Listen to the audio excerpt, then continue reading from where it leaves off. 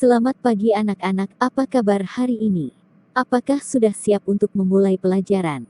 Selamat pagi Bu. Kabar baik dan kami siap untuk memulai pelajaran hari ini.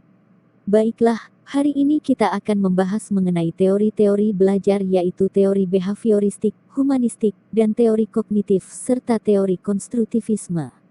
Salah satu teori belajar dalam teori behavioristik yaitu teori Thorndike. Teori yang dikemukakan Thorndike dikenal dengan teori stimulus respon atau SR. Dalam teori SR dikatakan bahwa dalam proses belajar, pertama kali organisme, hewan orang, belajar dengan cara coba salah trial and error.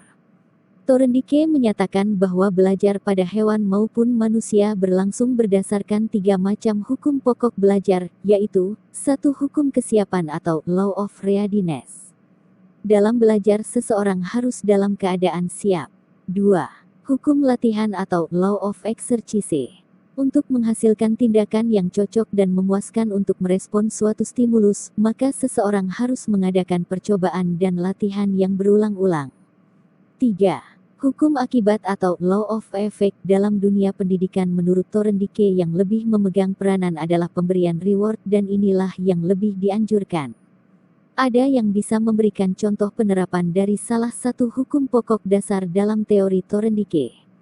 Saya Bu. Contoh dari hukum akibat atau law of effect yaitu ketika siswa menjawab pertanyaan, dan itu benar maka ia mendapatkan reward baik pujian ataupun berupa hadiah. Jika salah ia tidak dihukum melainkan diberi motivasi dengan memberitahukan hal yang benar dan tetap berusaha giat belajar agar jawabannya menjadi benar.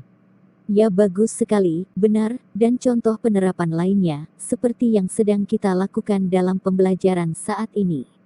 Yang dimana Ibu sedang menjelaskan materi dan kalian merespon dengan menjawab pertanyaan dari Ibu.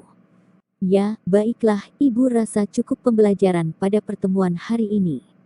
Dan Ibu harap materi yang kita bahas tidak langsung dilupakan, karena pada pertemuan berikutnya kita masih akan membahas mengenai teori belajar. Baik Bu, kami akan mengulang pembelajaran materi hari ini di rumah. Sampai bertemu di pertemuan berikutnya anak-anak, selamat siang. Selamat siang Bu, dan terima kasih.